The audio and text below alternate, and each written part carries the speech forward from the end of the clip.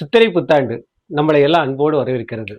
உண்மையிலே சித்திரை என்றாலே நமக்கு வசந்த காலம். ஒரு மனிதனுடைய வாழ்க்கையில் வசந்த காலம் வருகிறது என்று சொன்னால் எல்லோரும் ஆனந்தமா தான் இது பண்ணுவோம்.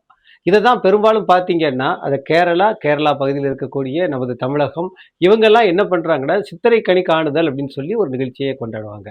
அது எப்படின்னு பார்த்தீங்கன்னா, முதல் நாள் இரவு தன் வீட்டில் இருக்கக்கூடிய பழங்கள், அதோட மட்டும் இல்லாம, அங்கே இருக்கக்கூடிய பூக்கள், நகைகள், பணம் இது எல்லாத்தையுமே எடுத்து, அத பத்திரமா வச்சு, அது பின்னால கண்ணாடிய வச்சு, அந்த கண்ணாடியில் இதெல்லாம் பிம்பம் தெரியிற மாரி, அதிகாலையில் எழுந்து அதை பார்ப்பாங்க. இத சித்திரை கனி காணுதல் அப்படின்னு சொல்லி சொல்றாங்க. இது எதுக்கு அப்படின்னு சொன்னா, அந்த வருடம் முழுவதுமே நமக்கு செல்வ செழிப்பாக நம்ம வாழணும் அப்படிங்கிறதுக்காக, இந்த ஒரு நிகழ்ச்சிய எல்லாரும் வச்சிருக்கிறாங்க.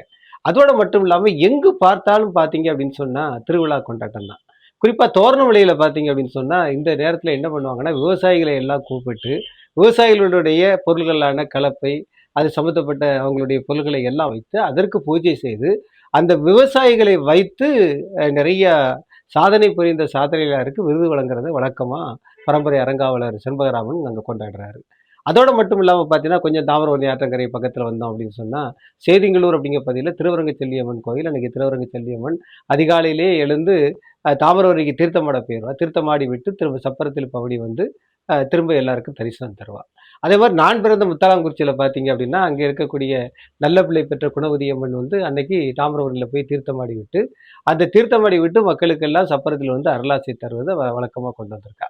இந்த மாரி பார்த்தீங்கன்னா, ஒவ்வொரு ஊருக்கும் பார்த்தீங்க அப்படின்னு சொன்னா, இந்த சித்திரை திருவிழாவ மிக சிறப்பாகவே கொண்டாடுறாங்க.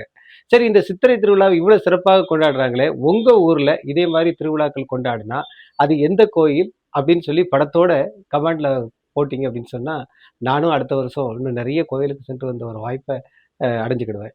செய்வீங்களா? முத்தாலங்குறிச்சி காமராசுவின் நெல்லை வரலாற்றுச் சுவடுகள்.